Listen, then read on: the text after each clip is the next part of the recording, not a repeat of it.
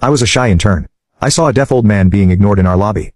So I greeted him in sign language. I had no idea the CEO was watching, or who that man was. Prat 4. Each time, I've watched from a distance as my own employees. People I pay, people who represent my company, have made him feel unwelcome in his own son's workplace. Robert reached over and touched his son's arm, signing something I couldn't quite catch. Michael nodded and continued. Today was different. Today I watched a 22-year-old intern abandon her assigned duties to spend 3 hours making my father feel valued, respected, and included. I watched her translate conversations, facilitate connections, and treat him not as a burden or an obstacle, but as an honored guest. His voice grew thick with emotion. I watched her give him something I haven't given him in years. The feeling that he belongs in my world.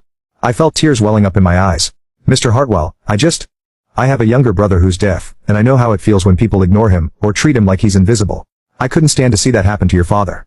And that, he said, is exactly why I need to talk to you about your future here.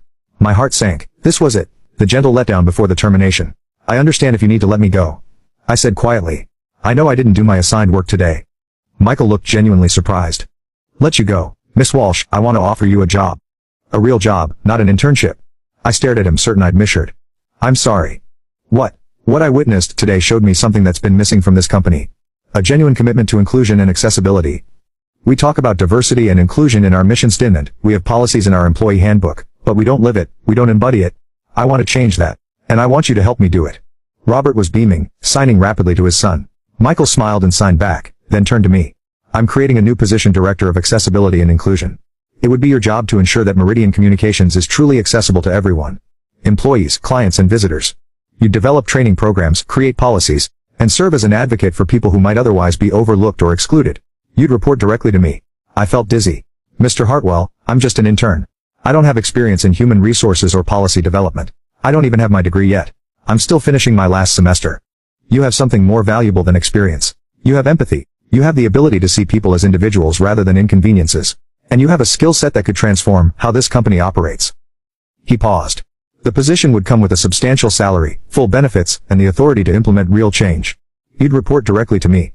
I looked at Robert, who was practically vibrating with excitement, then back to Michael. I don't know what to say. Say you'll think about it. Michael suggested, take the weekend. But I hope you'll say yes. This company needs someone like you. I need someone like you. The rest of the meeting was a blur of details about the position, discussions of salary and benefits that made my head spin. And in planning for the cultural changes that would need to happen throughout the organization. By the time I left Michael's office, my entire life had been turned upside down. Robert hugged me goodbye, signing his thanks over and over again. You've given me my son back, he told me. And you've given him something he didn't even know he was missing. Michael walked us to the elevator. And as the doors were closing, he said, Catherine, thank you.